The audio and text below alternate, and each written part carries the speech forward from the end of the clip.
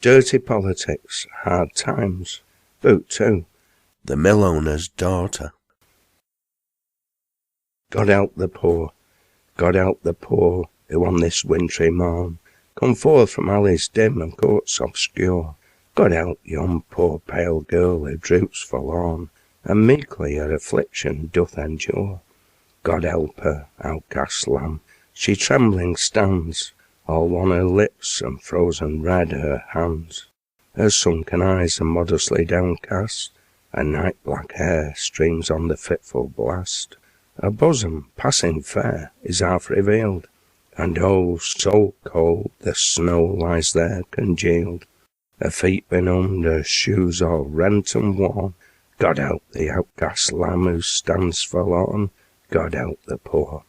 God help the poor, an infant's feeble wail comes from yon narrow gateway, and behold, a female crouching there so deathly pale, huddling her child to screen it from the cold. Her vesture scant, her bonnet crushed and torn, a thin shawl doth her baby dear enfold, and so she bides the ruthless gale of morn, which almost to her heart hath sent its cold.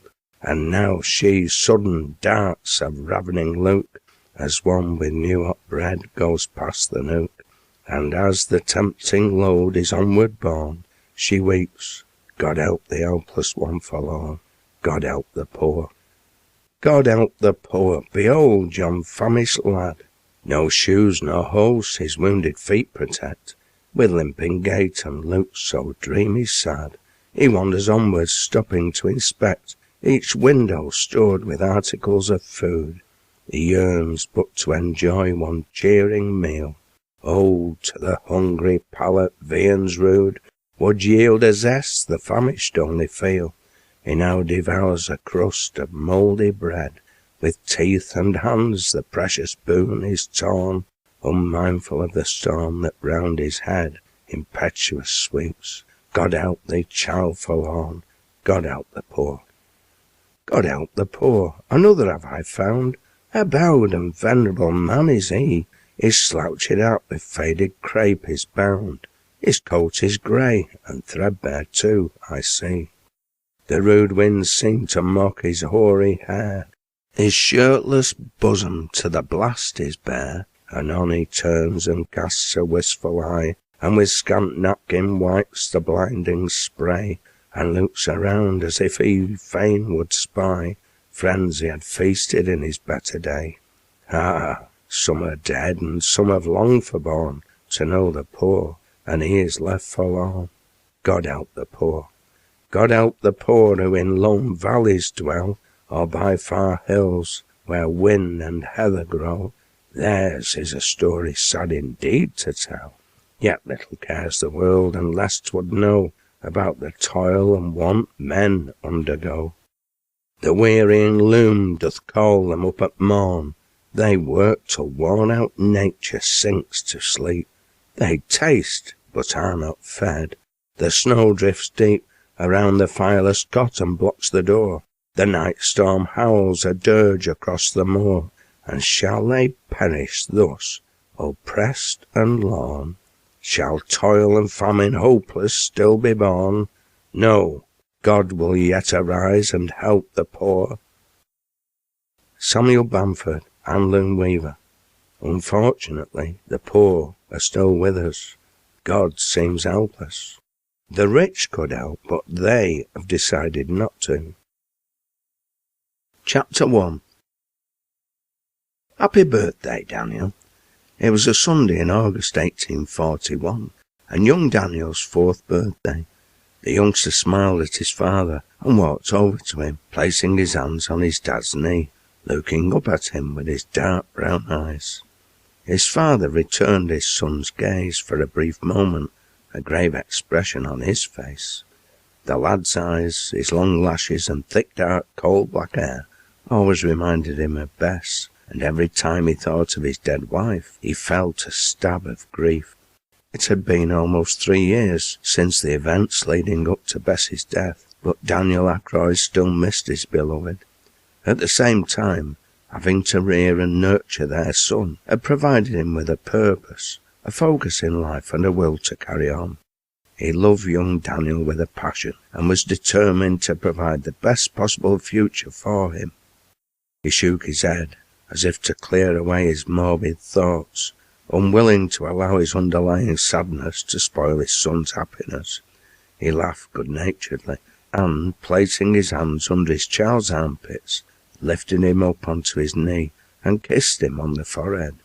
"My, you're a big lad, our Daniel, and getting heavier each day," he said. "Has Aunt Rose been feeding you extra without me knowing?" Young Daniel gazed back, as if to say, "That's for me to know, and you to find out, Daddy." Daniel reached across the table for the oatmeal porridge he prepared for the youngster's breakfast, and placed it before him, handing him a spoon. "Come on, eat that, lad. I'll have a cup of tea, and then we'll be off to Mary's kitchen. You look a reet swell in your Sunday best, and Auntie Rose will be looking out for you." "Why does Auntie Rose want to see me, feyther?" "'Cause it's your birthday, you daft apeth, and she'll be missing you." Irene Rose, her husband Michael O'Donnell, and her father had just finished breakfasting together in the house on Hardwick Green, in which all three now resided. "I think you'll be under pressure soon, Michael," the mill owner stated boldly, putting his copy of the Manchester Guardian to one side. Michael glanced at him, lifting his eyes from the Northern Star. "What makes you be saying that, Matthew?" "From what I've read in the paper and from my personal observations, there could very well be another downturn in trade on the way, and that can only mean new pressures to reduce wages. I think you need to be preparing the spinners for action in the near future. Charlotte and Clara informed me the other day the mill was busy, father, and you've been taking on new hands," Irene Rose intervened. "That's true enough," her father acknowledged. He smiled. "However, I was replacing operatives who'd retired or moved out of the district. We've plenty of work, but it's becoming more difficult to obtain orders. Manufacturers in Germany, Belgium and France were bound to catch up sooner or later, I suppose, and no doubt their mills will be equipped with the latest and more efficient machinery," Michael acknowledged. "You're not in serious difficulties, are you, by any chance, Matthew?" "No, not at all. Gibraltar mill's in fine fettle. We can weather any storm, at least any I can envisage at the moment. I won't be reducing wages or laying workers off. If there is a downturn, I'll just have to tighten my belt. But that's not the point, is it?" Now it was the turn of the union organiser to smile. "No, you're one on your own, Matthew Ethrow, and that's the truth of it. Other manufacturers will be using any excuse they can to impose wage cuts. There's something else you should be aware of, Michael. I was talking to some of my fellow members of the Association of Master Cotton Spinners last Wednesday. We'd just finished a meeting in King Street at the York Hotel. A few of us had retired to the lounge to relax over coffees and drinks. In comes Richard Cobden, all full of himself. Since he became MP for Stockport, it seems to have gone to his head. He reckoned he'd had a meeting with the Prime Minister." Michael and Rose pricked up their ears, both being active Chartists and political animals to their fingertips. The Tories had been returned to power earlier on that year, and Sir Robert Peel was now Prime Minister. "So what did Peel be having to say for himself?" Michael asked the mill owner. "According to Cobden, he's sympathetic to at least reducing the tariffs on imported corn, if not actually repealing the Corn Laws." "An unholy trinity," Irene Rose muttered. "What's that, Rose?" Matthew looked startled. "Cobden, Bright and Peel, strange bedfellows, two radicals and a Tory, saving the three things in common." "Enlighten us, Rose," Michael responded. "Richard Cobden's a Bolton calico manufacturer, John Bright's a Rochdale cotton mill owner, and Sir Robert's an ex-mill owner, albeit his mill was in Tamworth, but he was born between Rochdale and Bolton in Bury. If those three towns keep expanding, they'll be physically joined together before too long, like Cobden, Bright and Peel seem to be." "That's only two things they have in common," her husband pointed out. "What's the third?" They're all either hypocrites or ignorant of basic economics, or both, the latter being more likely. Matthew chuckled. I'm not going to disagree with you.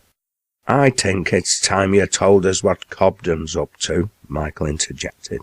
Don't let Rose be interrupting you all the time. It takes me all my perseverance and ingenuity to be getting a word in sideways, so it does.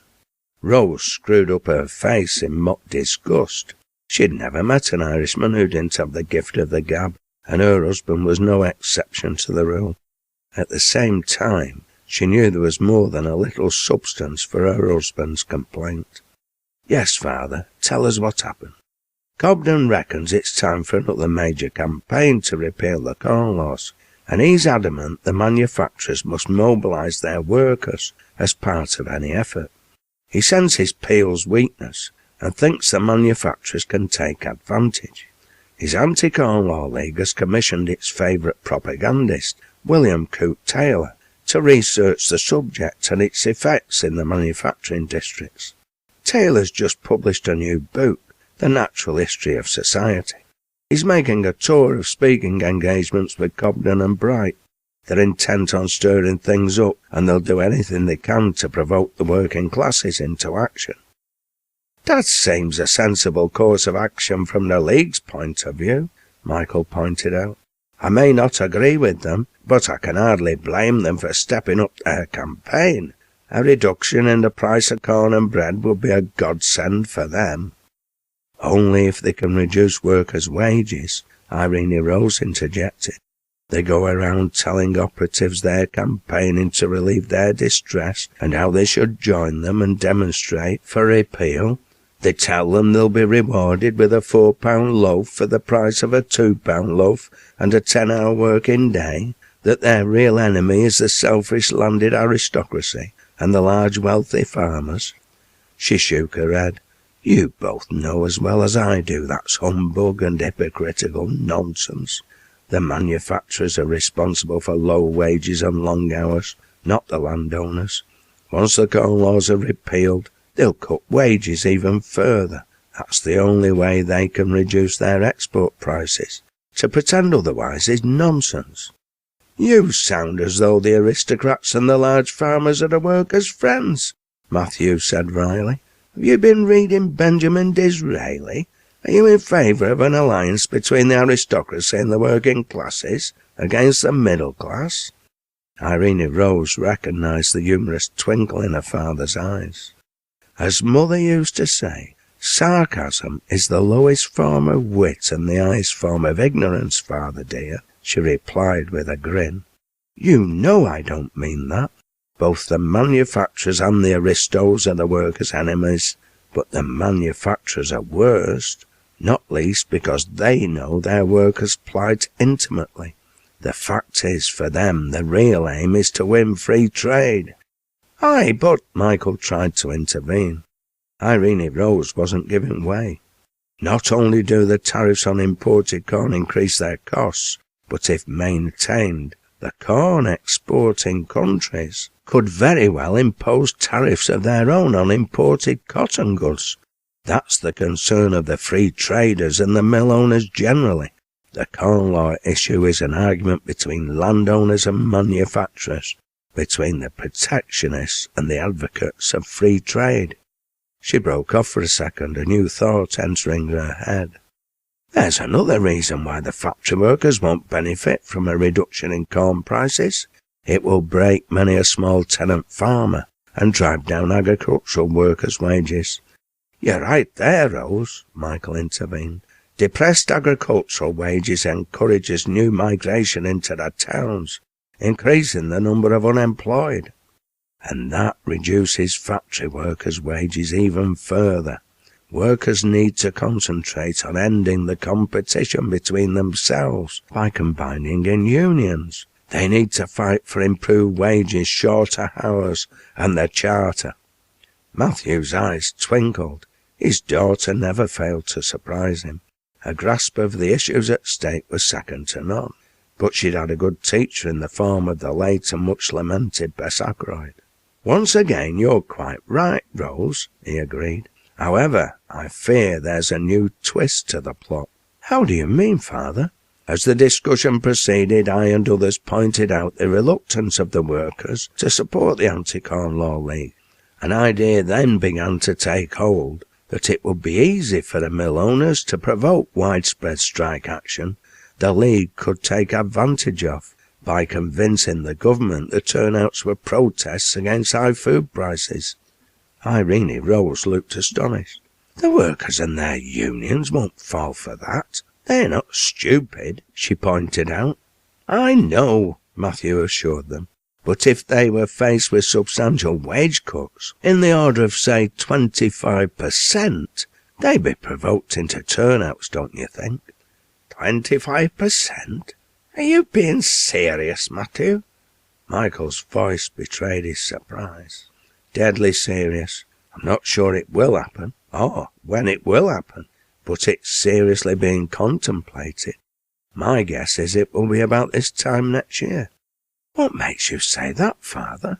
"I think it will be timed to coincide with two events due to take place next August, Rose. The anniversary of Peterloo and the National Chartist Convention. Both will arouse the passions of the working classes, remind them of past injuries and their need to organise. The Chartist leadership remains split between the sections of the lower middle class who didn't benefit from the Reform Act because of the property qualifications, and the trade union and working class members. The former support the aims of the Anti-Corn Law League, and many are members. I think you'll find they'll try to win the Chartist Convention to support the repeal of the Corn Laws, and thus help muddy the waters." Michael O'Donnell frowned, trying to take in Matthew's information. His father-in-law had proved to be a great help in the past. His inside knowledge was remarkable, and his ability to judge a situation and the way events were likely to unfold well tested and proven. He was also well aware that the next time the manufacturers persuaded the workers to take action in order to pursue their own nefarious ends wouldn't be the first. At the same time, he wondered why they should want to risk provoking strike action and lost production. They could organise demonstrations on a Sunday and bribe workers to take part. "Does this scenario come back to your original observation that we're facing a new downturn in trade, father?" Irene Rose asked. Matthew nodded and smiled encouragingly. "You mean the manufacturers would like to kill two birds with one stone? By provoking turnouts, shutting mills across the board, they solve the problem of overproduction and too many goods chasing too few customers, while saving wages and other overheads. Then they sell off all their surplus goods, ready to pick up where they left off when the mill hands return to work, hopefully subdued and on lower wages." She paused for a second, gathering her thoughts before continuing, encouraged by her father's nod. "At the same time, with the help of the free trade press, they warn of trouble ahead, unless the Corn Laws are repealed. They whip up the tempers of the workers, and when they finally take action, portray the strikes as an insurrectionist plot out with their control, which could turn into revolution unless the government ends the tariffs. Is that what you're really saying, father?" "More or less, Rose. I'm not saying it will definitely happen, but I know that's the way some of my fellow mill owners are thinking. Only time will tell how influential they become amongst the manufacturers generally, but I think Michael and his colleagues should be prepared for the eventuality. Forewarned is forearmed." Michael didn't respond. It sounded very much like conspiracy theory to him, but it also made sound logical sense. The old grandfather clock in the corner of the dining room struck 11, as if to signal its approval. "I think we should return to this discussion later," Irene Rose said quietly. "I promised to meet the two Daniels at Mary Upton's at 11:30, and you two gentlemen can have the pleasure of escorting me there, if you don't mind. It's young Daniel's 4th birthday, and we can bring him back here later for a special tea. Young Grace has no doubt been missing him." "You've been missing him, you mean, Rose?" Michael laughed. "We know you dote on the lad." Perhaps we should invite Grace to come with us. She does enjoy young Daniel's company, and she doesn't get many opportunities to relax outside the house," Matthew suggested. "I'm sure Coot wouldn't mind, as she doesn't have to prepare lunch for us." Irene Rose laughed. Not many people in her father's position would think of inviting their maid to enjoy the day out with them. "I think Grace has more important things planned, father," she informed him. "I spoke to her at breakfast. A young man wished to meet her to take her for a walk. She asked my permission, and I agreed to speak to Mrs. Gray on her behalf. Grace will return in time to help with Daniel's treat.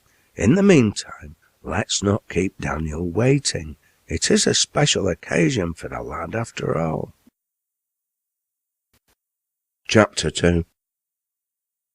Daniel held young Daniel's hand as they made their way from their home in Jersey Street towards Loom Street. Plenty of folk were up and about, all intent on enjoying the Sunday sunshine. The court's narrow lanes and streets echoed with the sounds of children's shouts and laughter. Free from labour in the mills, they kicked and threw balls, skipped with ropes, and chased each other, as youngsters are prone to do when given half the chance. Mrs. McNamara, one of their neighbours, made a fuss of young Daniel as they passed by. Then she carried on with her task, roundly cursing the porkers whose pigs freely roamed the streets to graze on offal, potato peelings and other rubbish, as she swept pig shit off the dark, narrow streets' broken paving stones. Old men, many Irish handloom weavers, and Italian labourers worn out by years of unremitting toil in what they had once thought the promised land, sat on doorsteps, chatting to each other in their native tongues, bemoaning the fact their wives and daughters wouldn't allow them money to go to the local beer house. Irish and Italians outnumbered native English like Daniel in the Ancoats of the 1840s. Not that this worried him. Both groups were good neighbours, despite their fair share of villains. No matter how serious their own economic distress, they always helped neighbours in worse straits. The next Irish or Italian woman who rallied to his aid when he required help with young Daniel wouldn't be the first. Father and son walked in the dark shadow of Gibraltar Mill, its red brick walls like the houses crowding round, blackened and filthy with pollution. They crossed the lane dividing it from Nelson Mill. Daniel didn't say anything to his son, but silently cursed Nathaniel West and all his works as he passed the place in the latter mill's shadow where Bessie's blood had stained the cobbles. One day, when the time was right, and the lad old enough to understand, he would take young Daniel into the entrance hall of Gibraltar Mill to show him the plaque commemorating his mother's short life and the role she had played, both as a Chartist and trade unionist. They made their way to Mary's Kitchen. The cooperative enterprise initiated by Irene Rose had been in business for almost 3 years and flourished beyond all expectations. Families sat outside, enjoying their Sunday freedom from wage slavery, some in the shade under the awning, whilst others sat by the wall looking out onto the dark, placid waters of the Rochdale Canal, watching the occasional narrow boat pass by loaded with goods, and delighting in the antics of ducks and drakes. To young Daniel's delight, another of their neighbours, Giuseppe Peduzzi, an Italian youth aged about 17, stood at the regular pitch he'd claimed in the yard, complete with his hurdy-gurdy and his little monkey, resplendent in its red and gold uniform. Cup in hand, little Peppo had been trained to collect coins from Giuseppe's appreciative audience, as well as from those who mistakenly thought, if they paid sufficient, the lad would take his instrument of musical torture elsewhere.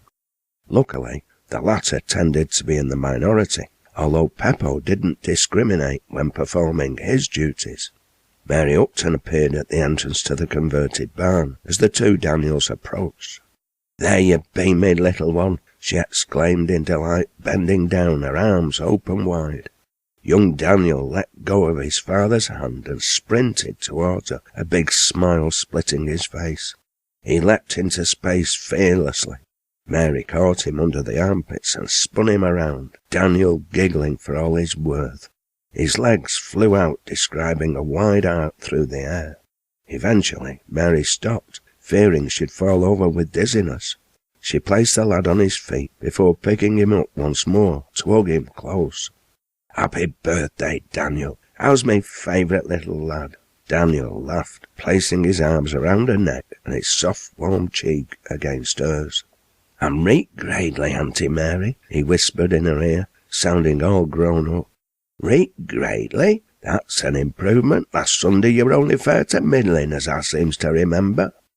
How art thee, Mary? Daniel Ackroyd asked. I can't complain, love. She threaded her left arm through the crook of her friend's right. Come on, lad, I'm getting a rare treat for the both of you. She took young Daniel's hand in her free hand and coaxed father and son under the awning. Now, she said, both of you sit yourselves down. I'll be back afore you knows it. Young Daniel pulled out a chair and clambered onto it. His father slid it gently under the table and sat down next to him, ruffling the lad's hair whilst wondering exactly what Mary's surprise was. At that moment, Irene Rose, Matthew and Michael entered the barn. No sooner were they sat down than young Daniel was off his seat and climbing onto Irene Rose's knee. Daniel Senior glanced across at the millowner's daughter. Lad's been missing you, Miss Rose. Although Irene Rose had been married to Michael for well over 2 years, Daniel, like most of her acquaintances, still addressed her as Miss Rose when they were being formal, and she never asked them to do otherwise. I've been missing him too, Irene Rose laughed. She hugged the lad tight against her bosom. Happy birthday, my little one. Are you having a good day? Daniel looked up into Irene Rose's bright blue eyes and nodded, lost for words for a moment, an unusual occurrence when with the millowner's daughter. Since his mother's murder, which the child had no memory of, being only 16 months of age at the time, Irene Rose had become a major influence in his life. During the day, Mary Upton looked after Daniel, but Irene Rose usually joined them at some point, and invariably took the lad home with her at 5 most evenings, quite often making an excuse to keep him overnight to give his father a break from childcare. She was teaching the lad to read and write, determined he shouldn't suffer from a lack of education. She wanted him to be well equipped, to take full advantage of the bright future she envisaged for him. Eventually, Mary Upton emerged from the kitchen. She carried 3 bowls full of ice cream, with segments of small oranges perched on top, both a rare delicacy. She placed one in front of each of the 2 Daniels, and then turned to the yard. Hey, Giuseppe, come over here. The young man broke off his conversation with one of the customers and looked across to Mary. She crooked her finger. Ice cream, Giuseppe. His face broke into a smile and he hurried across. You know, young Daniel, Giuseppe, it's the lad's birthday. Sit yourself down and have some ice cream and then play us a tune. Happy birthday, Dan, the Italian lad grinned. How are you, Mr. Ackroyd? Fine, Giuseppe. How's Rosa? Busy, Mr. Ackroyd. She's having another bambino. He shook his head side to side. One of these days she might have found out what causes 'em, he responded, exaggerating his uncoat's Italian vocabulary. Giuseppe could speak perfect Lancashire with the best of the natives. He grinned a mischievous grin, picked up his spoon, and commenced attacking his ice cream, as though he'd never tasted any. That looks delicious, Mary. Where on earth have you managed to obtain ice cream? Irene Rose asked. Mary's face broke into a grin. It'll be regular on menu from now on, Rose. I've getting a good supplier. One of the Italian women, Rosa Joseph, has asked me to care for one of her children. Rosa? I had no idea the lass made ices. Daniel sounded somewhat surprised, Rosa being a near neighbour who young Giuseppe lodged with. Rosa's grandniece of Mary Joseph. Irene Rose nodded, signalling her comprehension. Mary Joseph had founded the Food and Italian Warehouse on Market Street in Manchester's commercial centre over 40 years before. The business had been providing a wide selection of appetising ices in a variety of flavours to the middle classes since the opening of her ice room in 1801. Persuading the company to supply the workers' cooperative represented a genuine coup and a major step forward for Mary Upton and her colleagues. Mary turned to Irene Rose's father and husband. I've no doubt you want to have a taste, Matthew Edrow, and you too, Michael. How did you guess, Mary? Michael asked. That would be good, Matthew agreed. Can I help you? He stood up, not waiting for Mary's reply, and took her by the arm. I'd like a quiet word, he confided under his breath. In private, if I may, Mary. Mary, somewhat taken aback, looked up at him. She was about to ask what he wanted, when she noticed the twinkle in his pale blue eyes and something else, a touch of shyness perhaps. She sensed that whatever message or request the mill-owner wished to communicate, it wasn't a serious matter, although she guessed it might be a sensitive one. He evidently didn't want to speak to her in front of the others. She laughed. "That's kind of you, Matthew. Come on through to the kitchen." Mary upped and hummed a tune, seemingly in high spirits, as she busied herself replacing cutlery in its drawers, hanging cups on hooks and stacking saucers and plates on shelves. Young Amy Redbank, washing pots in the kitchen, wondered what had sparked the older woman's good humour. Not that Mary was a miserable person, quite the opposite. She tended to be always cheerful, and working with her was a delight. Nonetheless, the 17-year-old sensed something special was going on in Mary's life. She nudged her friend Anna Sutcliffe, busy drying the pots as Amy washed them. "What's got into Mary, do you reckon?" "I reckon Mr. Ethero's tickled her fancy," she whispered. "Do you mind if I leave you for a while, Rose?" "Why? Is it something important?" "I thought I might be wandering down to Withy Grove and pay my respects to John Doherty and his family." Irene Rose gazed at her husband for a moment. "Let me guess, Michael. You want to talk to him about Father's revelations earlier." "Now, why would you be making that assumption?" "Because you've hardly said a word for ages, Michael O'Donnell, and you keep frowning, a sure sign you're fretting about something." He shook his head. Irene Rose seemed to know his thoughts before he did himself. "Go on, love, but don't be too late returning. I'll need your help with Daniel's birthday tea later." He leant over and kissed her forehead. "I'll see you later, Rose. I won't be long." He ruffled young Daniel's hair and bade his father-in-law, Daniel Ackroyd, and young Giuseppe goodbye. Rose watched as he left the barn and walked out of the yard. At last she turned to her father. "Are you going to tell me about it, father?" "About what, Rose?" Matthew seemed puzzled by his daughter's sudden and unexpected question. "Your proposal to Mary Upton." A frown creased his brow. "I'm sure I don't know what you're talking about." "If you don't, perhaps there's some other reason why Mary seems unable to stop humming." She laughed at him, a mischievous look on her face, glanced down at the table for a moment, and then returned her gaze to his eyes. "And I suppose there's quite another reason why you're blushing, father dear. Exactly who do you intend to invite to see the production of Othello at the Theatre Royal, if not Mary Upton?" "It was remiss of me to leave the theatre tickets on the bureau, I suppose," he said, holding his hands up. She leant forward, placing her hand on his. "It's a long time since Mother died, father. I'm pleased you're taking Mary to the theatre. She's a fine woman and good company." "It's not a romance. Nobody can replace Mother." "Of course nobody can replace Mother, but you and Mary need company and friendship. I just wanted you to know I'm pleased for you." Michael threaded his way down Union Street onto Great Ancoat Street. He was soon in Swan Street and down Shoehill to Withy Grove and John Doherty's coffee shop and publishing house. The premises were packed and a hubbub of debate, some serious and some not so serious, judging by the laughter. The air had turned a grey blue with tobacco smoke, its acrid scent masking the underlying human odour, the distinctive musky perfume of labouring men's honest sweat. He gazed around and spotted John in the far right-hand corner, in discussion with another of his acquaintances, James Leach. They looked up as he walked towards them.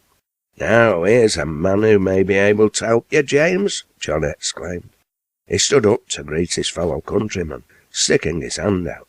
"How are you doing, Michael? Are you knowing me friend James Leach by any chance?" Michael shook his friend's hand. "Aye, James and I are well acquainted. How can I be helping you, my friend?" One of Manchester's leading Chartists, a trade union activist, writer and bookseller, James had worked in coal mines and the cotton industry. Well known for his determination to advance the cause of his class, he was a marked man, blacklisted by colliery, factory and mill owners alike. Compulsory unemployment and its resultant starvation being the manufacturer's off-the-shelf prescription for the disease of insubordination. He shook hands with his friend, and the two men sat down whilst John went to collect fresh coffee. "So what are you up to now, James?" Michael asked. "How can I be of assistance?" "Aren't they still employed by union, Michael?" "Aye, I am. I'm working on a new book. I'm collecting facts and figures on impact of new machinery." Michael nodded. "Is John planning to publish it?" "An MP, William Rashley, commissioned it, and has offered to publish at his expense," James informed him. "I were inquiring of John if he'd be interested in organising the printing. Have you thought of a title?" "Aye, it's going to be called Stubborn Facts from the Factories by a Manchester Operative."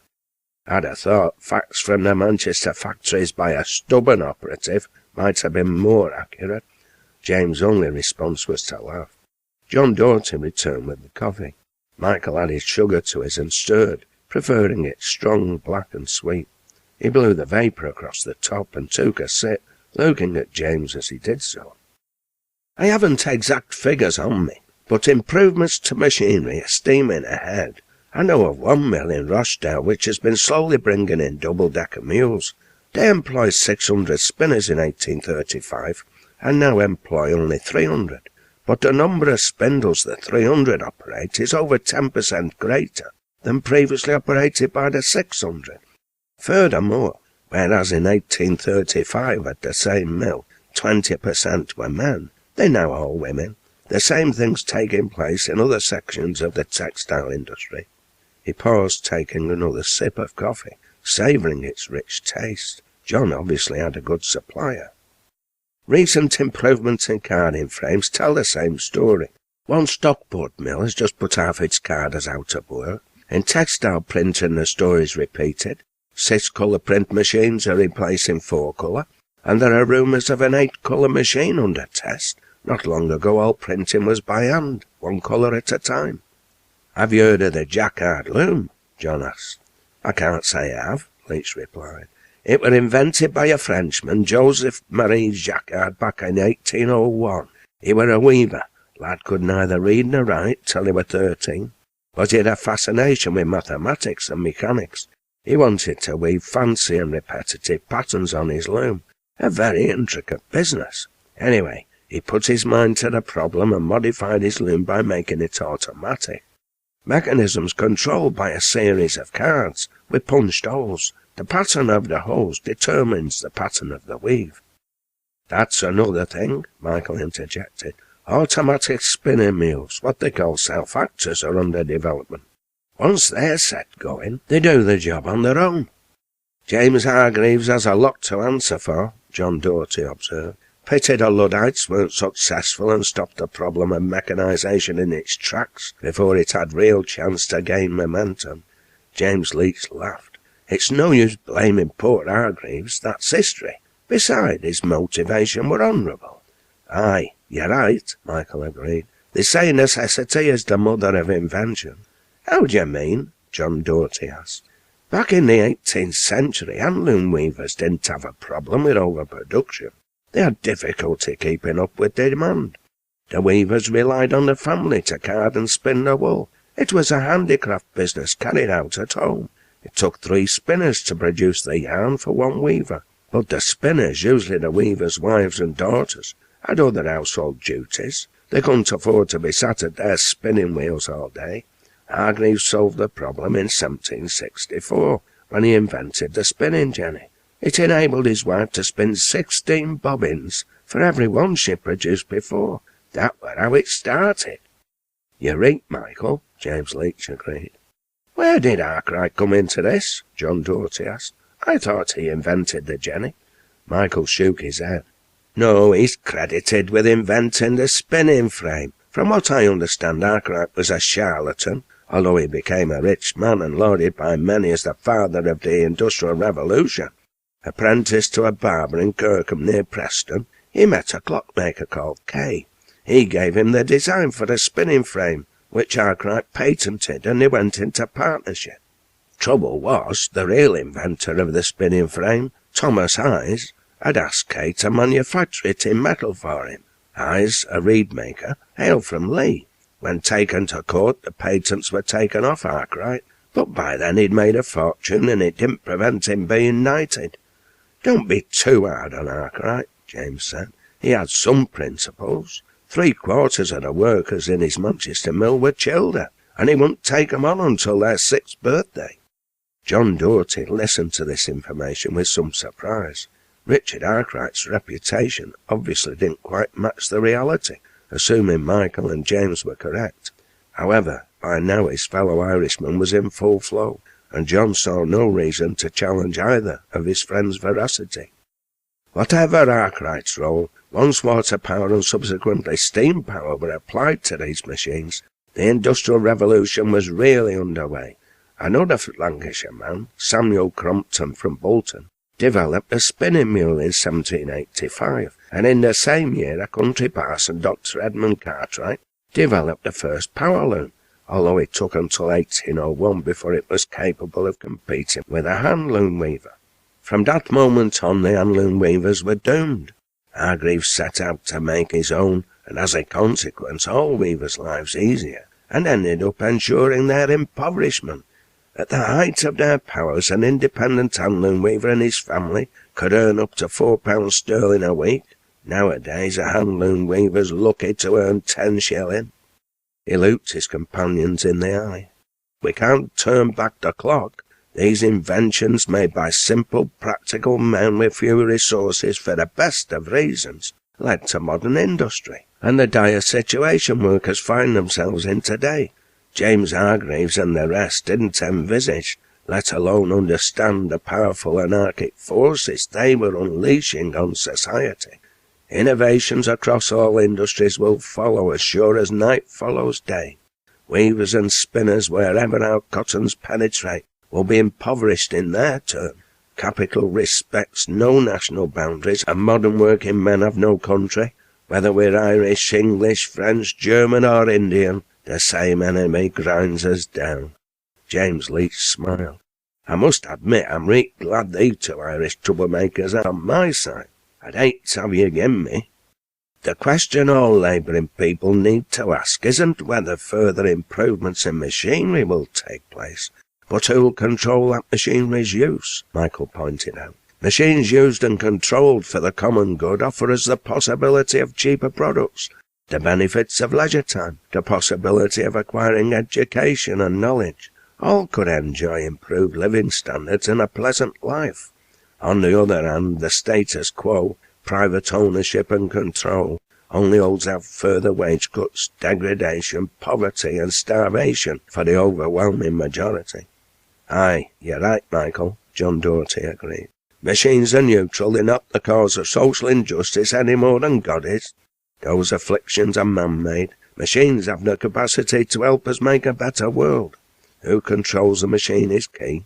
Even the forces of Ned Ludd, a much maligned lot if ever there was one, knew that, and that's why we must have the Charter.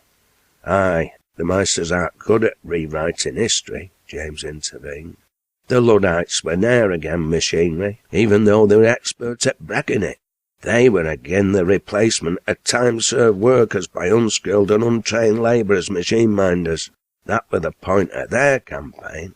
I'm with Owen. 6 points of the Charter, but the means to an end for working folk. What us really need is cooperation and a new society. Young Daniels warmed me out, Michael. The lad enjoyed himself, Rose. Yes, I think he did, and I'm taking him out tomorrow. I'm going to have him all to myself. We're going out in the pony and trap for a picnic. I'll take Clara and Charlotte's children with me. Daniel and little Emma are almost inseparable. That's a bit of a handful. I'll take Grace. She's good with the children, and she'll enjoy it. It will be good for her to get out of the house. She smiled to herself. You never told me how your discussion with John Doherty went. It went very well, but not as I expected. Irene Rose glanced up from her embroidery, interested to know why this was the case. We never discussed your father's thoughts, he explained. James Leach was in the coffee-house. He's been commissioned to write a new book. We were discussing the impact of new machinery. By the time we'd finished, it was time for me to go. Ah, well, I suppose we've plenty of time before we need to organise for next autumn, she stated quietly. She rose from her seat and walked over to her husband. He looked at her for a moment, his deep blue eyes shining, and his thick dark eyebrows raised. Irene Rose had a certain look in her eye, and she'd seemed different of late. He wondered if spending so much time with young Daniel had made her broody. "Come on, it's time to put the cares of today to one side for now," she stated. "They can wait until tomorrow.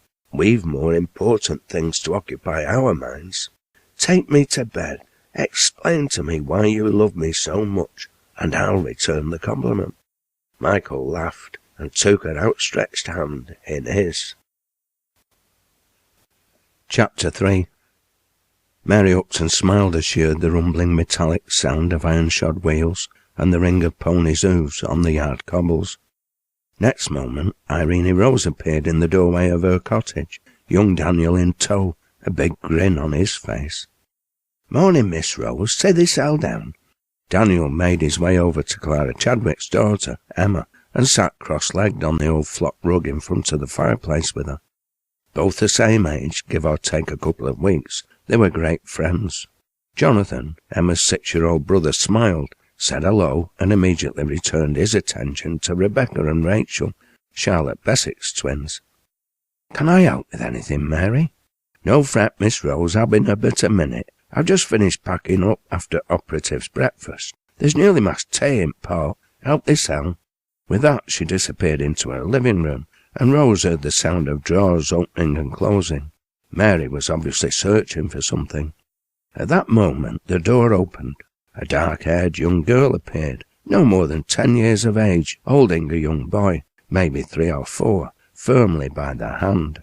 "Hello," Irene Rose said. "Who do we have here?" "Is a Mary Upton in?" the visitor asked breathlessly. "She won't be a moment. Come in, sit down and have a cup of tea with me." "I need a Mary urgent. Rose is in labour. She in greater pain." Irene Rose was on her feet and across the room in seconds. "Mary, Mary, quick, you're needed." "Whatever's matter?" She spotted a visitor, looking agitated. "Ah, Bella, is Rose a-needing me?" The Italian girl nodded her head. "Rose hurt him very much, Mary." "Have you put water on to boil like I told you?" "See, Mary, and I have a clean of rags." "Right, let me be getting me bag and we'll be off." "Take the pony and trap, Mary. Tell James it's urgent. I'll look after the children." Irene Rose turned to Bella's small charge. "My name's Rose," she said, her voice gentle. "Would you like to tell me yours, and then I can introduce you to the other children? They all want to be friends with you." The boy held on to his sister's hand all the more firmly and moved halfway behind her, peering around her hip at Irene Rose with big brown eyes, seemingly not sure how to react to the strange English lady with her bright blue eyes and pretty face, framed by fair hair with ringlets.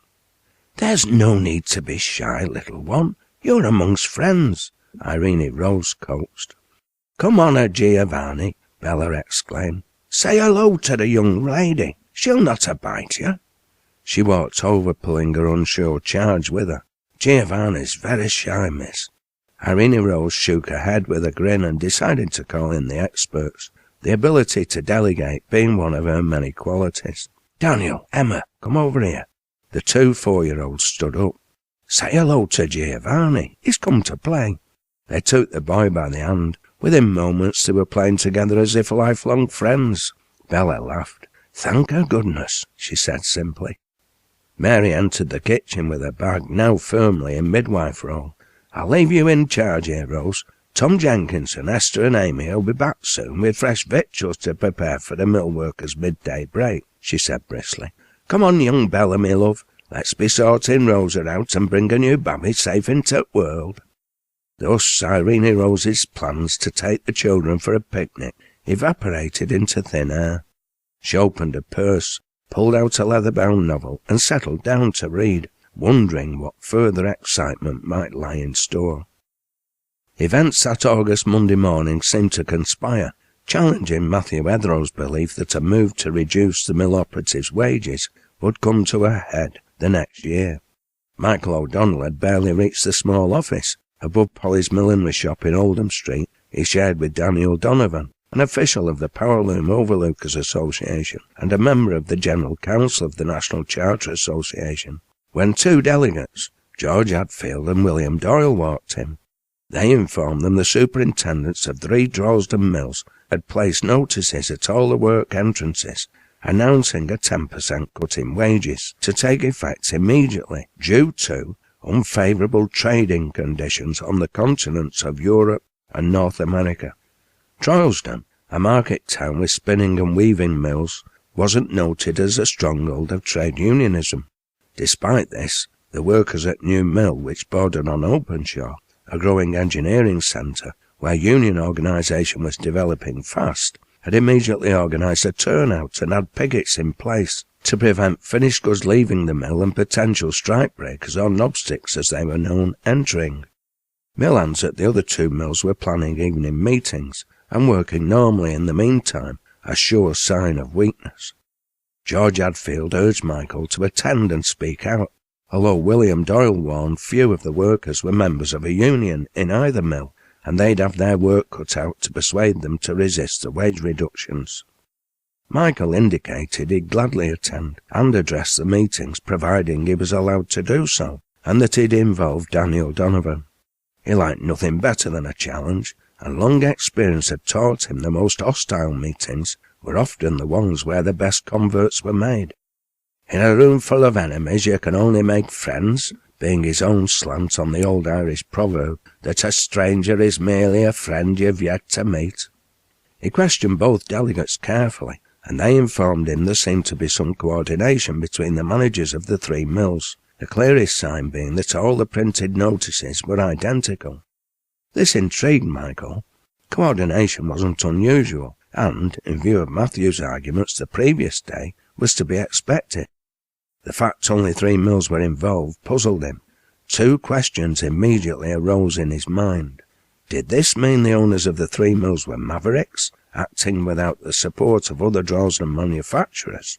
Or was it merely an initial attempt to test the strength of union organisation and the willingness of workers to defend their wages with more trouble to follow?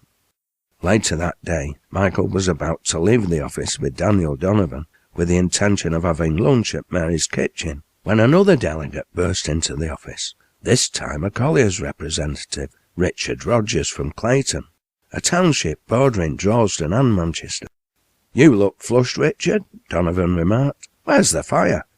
"I'm on my way to Union office. I've been tipped off by one at pit supervisors. Mill owners are seeking cuts in price of coal, and that can only end in wage cuts if mine owners concede.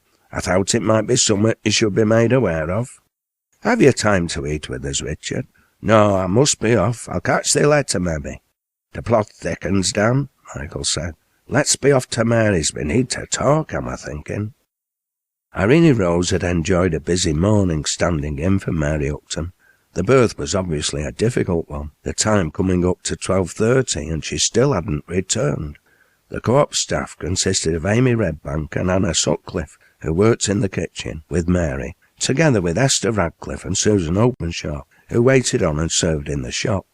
Additionally, they enjoyed the services of Tom Jenkinson, a power loom weaver unable to obtain work at his trade because of his trade union work.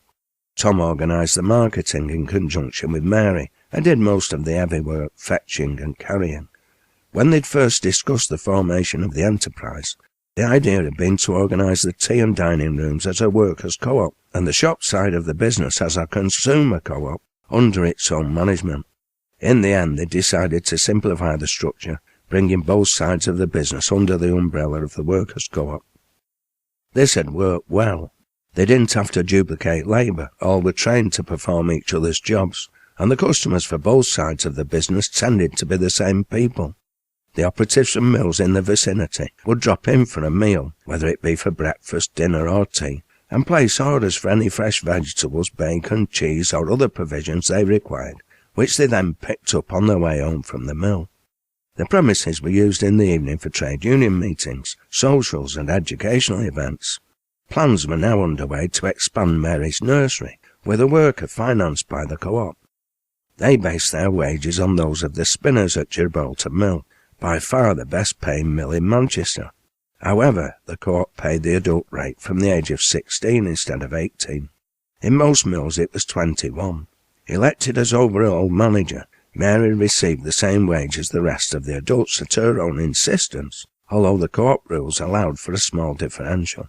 The others claimed she deserved extra for the responsibility. Mary refused to accept this argument, her position being that each worker was as important as the rest, because the co-op couldn't function if any single job wasn't carried out. As each worker was dependent on the others, each should be valued the same. End of argument. At the same time, she pointed out to them that as joint owners of the co-op, they were all equally financially responsible for any commitments the enterprise undertook, and therefore all had a common duty to work to their best ability. She applied similar reasoning to the question of men's wages, arguing they should not be penalised for an accident of birth, and should be treated the same as the women. The co-op workers met every Tuesday evening to discuss the running of the business, and held a special meeting once a month to discuss finance and longer-term plans. Irene Rose, who'd organised the initial capital to set up the enterprise, and whose idea it had been, had permission to attend any of the meetings, and her opinions were actively sought, although she had no vote as she wasn't an employee. Additionally, Irene Rose organised education classes for the workers, and even the youngest, Susan Openshaw, who had just turned 15, could read and write with expertise. True, Esther Radcliffe's writing was a bit wobbly, her right hand having been injured when working in McConnell's mill, but she was an avid reader. She was also a keen amateur botanist, as well as an accomplished watercolourist, another talent Irene Rose encouraged. All customers of the co-op were entitled to receive an annual dividend on their total purchases, each receiving a membership card on which the cost of all their purchases was recorded. They guaranteed a minimum of 2%, but over the last 2 years, the amount paid had been 2 shillings in the pound, 10%. Whilst this wasn't a tremendous amount, it was appreciated by its recipients, who also knew they were purchasing good quality, unadulterated food at highly competitive prices, a luxury not available to most working people. When Michael O'Donnell and Daniel Donovan entered the yard, the place was heaving, every table and seat taken. Michael knocked on the cottage door and entered the kitchen. Irene Rose, caught in the process of lifting a large pan of bubbling cowle stew off the stove, met her husband's gaze. "Help me with this, Michael. I'm rushed off my feet." He took the vessel off her, pausing only to give her an affectionate peck on the forehead, and placed it on the kitchen table, where Anna and Amy were busy ladling the contents of another pan into bowls. "That smells good," Daniel Donovan said, wrinkling his nose. "I'll be having some of that." Irene Rose laughed, but then put the union organiser firmly in his place. "You can wait your turn, Dan. I've hungry workers to feed first." She turned to her husband. "Could you check on the children in the living room, Michael? Mary's attending a difficult birth." "Aye, Rose. Come on, Dan. Let's see how good you are at playing uncle." "Ta, Bella, you're a gradely lass. I needed that." The midwife put a cup down. "Is Rosa comfortable?" "I think I saw Mary. Shall I check?" "No, love, don't be fretting this out. I'll go up in a minute. She needs rest. It were a difficult birth. Lass'll be worn out." "Is having a bambina always that hard, Mary? Rosa were hurting so badly. I was so frightened for her." Mary smiled at the youngster. "It's supposed to get easier more you have, but 'twere a breach. Babby were lying in a bad position." "I no want her, Babby," Bella said quietly. She looked at Mary with big brown eyes and smiled shyly. "I think I'd best stay virgin. Maybe be a nun." "Time will tell," Mary responded. "Anyways, you need to stay here and look after Rosa. I'll bring Giovanni home later." "No, Mary. Francesca's gonna collect him on the way home from Nelson Mill." Mary nodded. Francesca was the eldest of Rosa's 3 daughters, Bella being the youngest.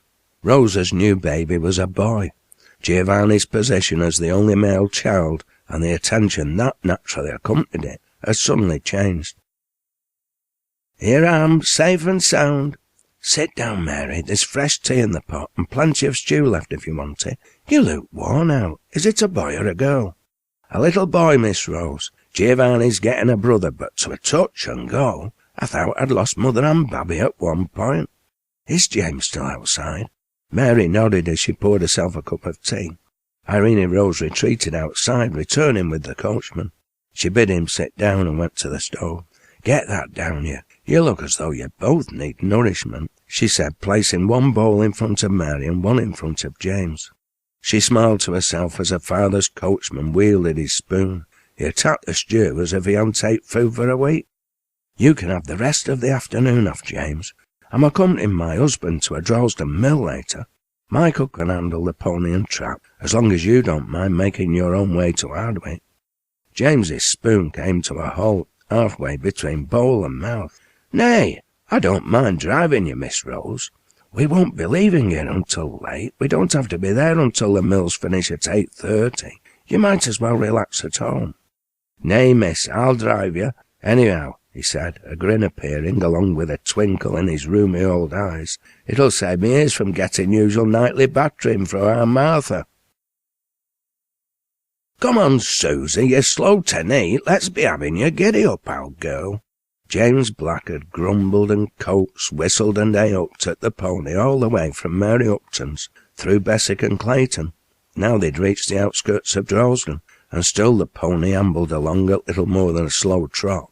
Irene Rose, Michael O'Donnell and Daniel Donovan huddled together on the platform seat of the trap for warmth, trying their best to contain their mirth, and not always succeeding.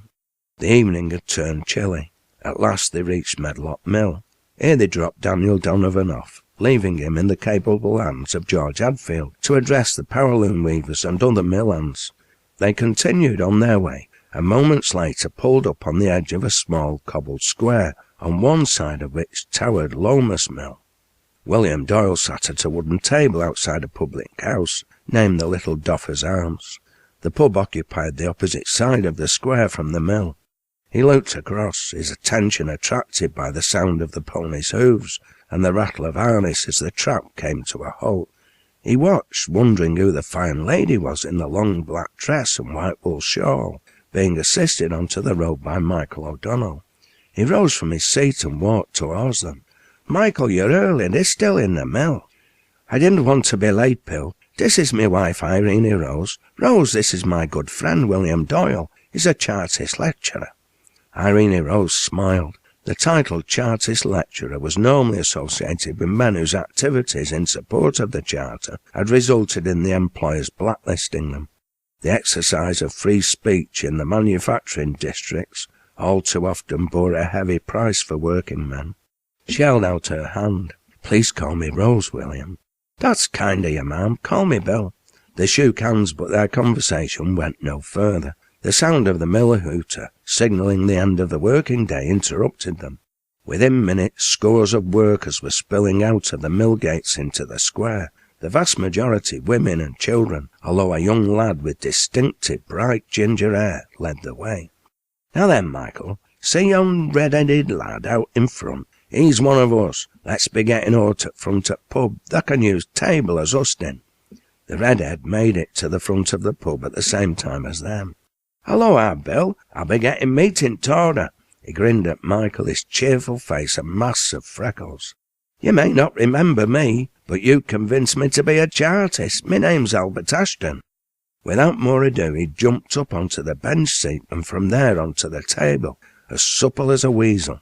He held his hands up to attract his fellow workers' attention, not that he had to, as they were already assembling in front of the pub in a great arc. Irene Rose immediately noticed men completely dominated the front row, and, judging by their clothes, they weren't all operatives. Behind them, ranks of shawled women and children, the latter mainly girls, were slowly assembling. She guessed nearly all were spinners and carders, or, in the case of the youngsters, scavengers, doffers and piecers.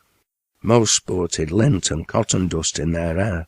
Still more women hurried to join them, many with babes in their arms. As Albert introduced Michael and William to the meeting, the mill-owner's daughter shielded her eyes, attracted by the sight of others emerging from the mill. 3 men, walking purposefully, exited the mill yard.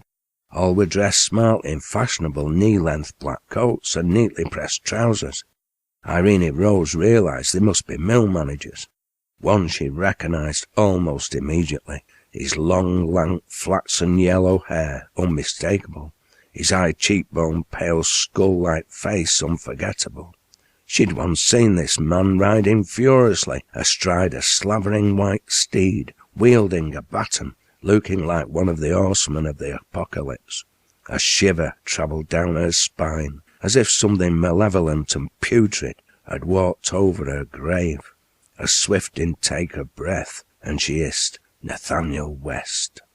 Bess Ackroyd's killer was making his way along the side of the square. He and his two companions, obviously intent on listening in to the meeting. Irene Rose couldn't help thinking big trouble lay ahead. The millowner's daughter gazed around calmly at the crowd. It had suddenly turned silent, surprised by her sudden appearance on the tabletop next to Michael, as if she were some genie magically popping out of a bottle. At that precise moment she had no recollection of how she'd arrived there, any more than her husband had, but she'd clambered up next to him, angry and determined to have her say. As soon as Michael had started speaking, men in the front row of the assembled mill workers had begun to shout him down, using abusive, foul and threatening language. She'd been concentrating on the movements of Nathaniel West at the time. She'd witnessed West nudging his companions and laughing, obviously pleased at the workman's heckling and Michael's plight. At that moment Bess Ackroyd's last words came to her, as clear in her head as if her friend stood next to her, whispering them directly into her ear.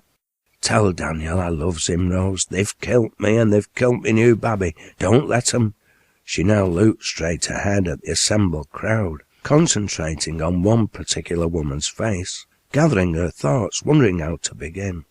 "Who art thee, little lady?" The man's sarcastic and patronising question finally broke the silence.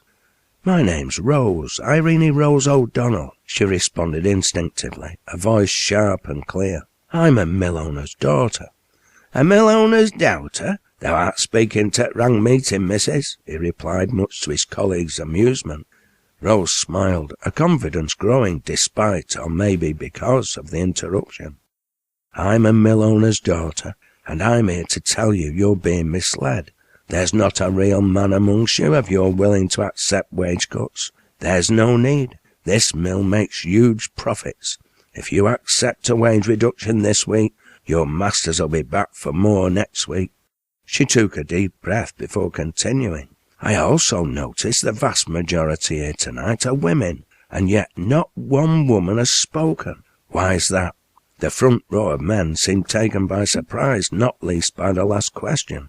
Silence reigned once more as if they'd lost their voice, interrupted only by a soft, low murmur of women.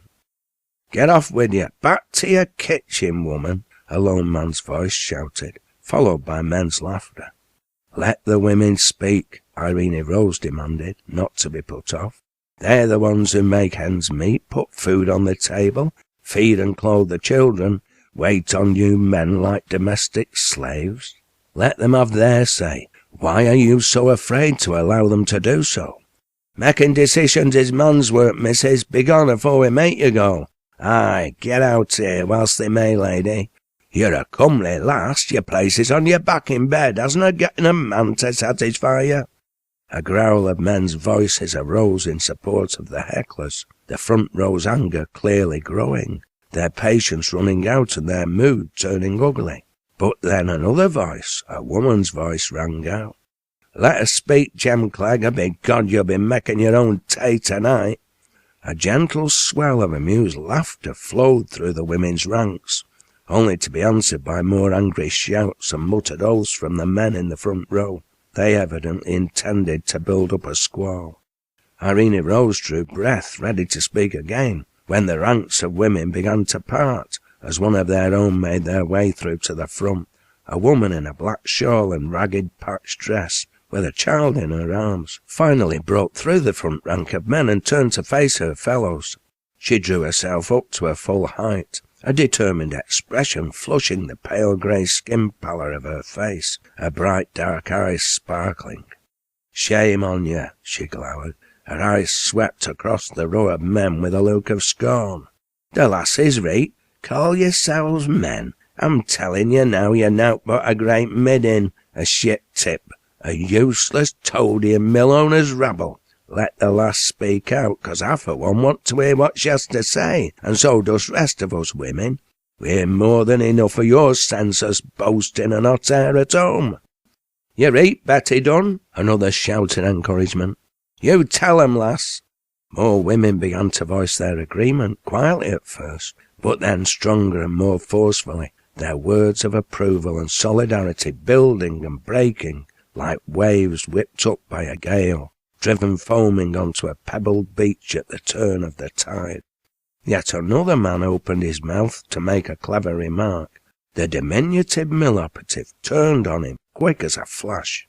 Dunna say a word, Jack Dunn. I'm warning you right now. If you don't keep quiet, you'll be missing more than your victuals when you wake up in my bed in the morning. She shook her head theatrically. I'll have sewing scissors to your little bag of sweetbreads in neat. That's no threat, Jack, but a solemn promise as sure as I made mistake in marrying you, to me eternal regret, frustration and shame. A tremendous roar of laughter greeted this statement of intent, some of the men now joining in with the women. Jack Dunn flushed bright red at his spouse's threat, wishing far too late he kept his big mouth shut. Judging by the low subdued mutterings emanating from the row of men, most were now beginning to understand the message. The women were clearly not happy. The mill managers had evidently opened Pandora's box. A dozen more spinners broke through the front rank, determined to speak out. Irene Rose noticed some of the men begin to slink away, looking sheepish. Husbands probably, she thought, allowing herself a smile. I don't know about rest of you, one of the women yelled to the crowd, but I'm for standing up on my hind legs and joining union. If our menfolk willna stand up for us, we'll have to stand up for ourselves. Aye, I reckon we should declare holiday until Millowners say sense, one of her comrades added. It may take some time for 'em to find any, another pointed out. Us maybe in for long haul, but I dare say we'll manage. Nowt wrong with month o' Sundays. If times aren't so hard, let our skinflints take cutting profits afore they make us and our childers clem. They can afford it, we canna. We're on starvation diet already. Art thou with us or again us? The crowd responded with enthusiasm. With you, all way. Will you read, Maud Atcliffe? We are all with you. Holiday tes, met masters clem. Mighty roars of approval greeted each defiant answer, as the angered women loudly vented their determination to resist their masters' demands and defy their faint-hearted and cowardly menfolk's wishes. Michael O'Donnell, not quite believing this turn of events, put his arms around Irene Rose's shoulders as the cry for a turnout was taken up and echoed again and again. Irene Rose glanced across to the side of the jostling crowd. West and his companions had disappeared, vanished into thin air like apparitions, as if they'd never been there. I never managed to say what I wanted to say, Michael. I've let myself down. I'll never forgive myself. Irene Rose sighed with more than a touch of despondency. Her husband laughed, shook his head, lost for words, wondering how he was going to explain the story to Matthew Ethrow, Daniel Donovan, or anybody else for that matter, and make it sound in any way plausible. You said just about enough, I reckons, missus, Albert Ashton replied with a grin. Let me buy you all a drink. I thought we might make a few members tonight, if us were lucky, but I'd a bet good money as had never a getting a vote for a turnout. You made all difference, lass, and that's a fact. He watched Michael jump off the table, turn and swing Irene Rose joyfully and safely to the ground. Then he led the way into the little doffer, his arm around the bemused William Doyle's shoulder, and a huge smile on his freckled face. Fancy a mill owner's doubt of doing that, he said as he marched to the bar. Pincher's our bill. I think I must be dreaming, old friend.